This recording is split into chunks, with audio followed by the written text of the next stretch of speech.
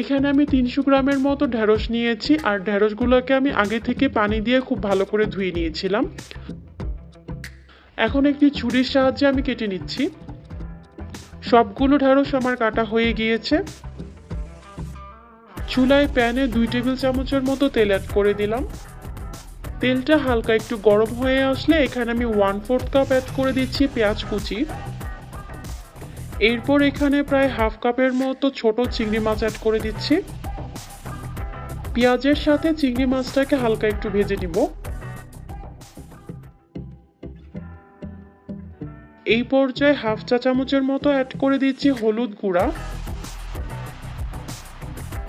Half চা চামচ মরিচ গুঁড়া। এরপর 1/4 চা চামচ মানে খুবই সামান্য পরিমাণ অ্যাড করে দিচ্ছি রসুন বাটা।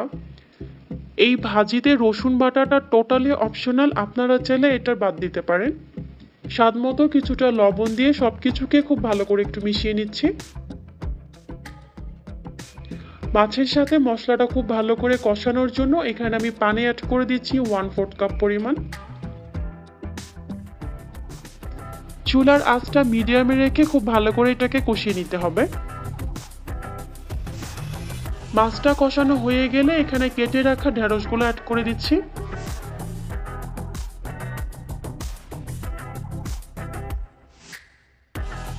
সবকিছুকে খুব ভালো করে একটু মিশিয়ে নিব। এরপর এখানে 3টার মতো আস্ত কাঁচামরিচ অ্যাড করে দিয়ে আমি ঢাকনা দিয়ে ঢেকে দিব। চুলার আঁচ মিডিয়ামে রেখে এখন এটাকে 10 মিনিটের জন্য আমি রান্না করে নিব। প্রায় 10 মিনিট পর ঢাকনাটা আমি খুলে দিচ্ছি। এই পর্যায়ে ভাজিটাকে অনবরত এভাবে নেড়ে চেড়ে আমি রান্না করে নিব, যতক্ষণ না পর্যন্ত ঢেঁড়সটা সেদ্ধ হয়ে এর আঠালো ভাবটা চলে যাচ্ছে। এই ঢেঁড়স ভাজিটা করার সময় ঢাকনা দিয়ে ঢেকে কিন্তু এটাকে খুব বেশি সময় রাখা যাবে না।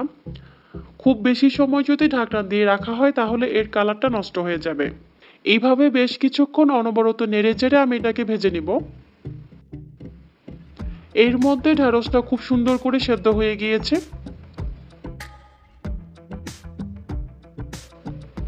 আর এটা একদম ভাজা ভাজা হয়ে গিয়েছে, দেখতেই পাচ্ছেন। এই পর্যায়ে চুলাটা বন্ধ করে আমি এখন এটাকে সার্ভ করে নিব। এই প্রসেসে একবার হলেও আপনারা বাসায় ট্রাই করে দেখতে পারেন, আশা করছি আপনাদের কাছে ভালো লাগবে।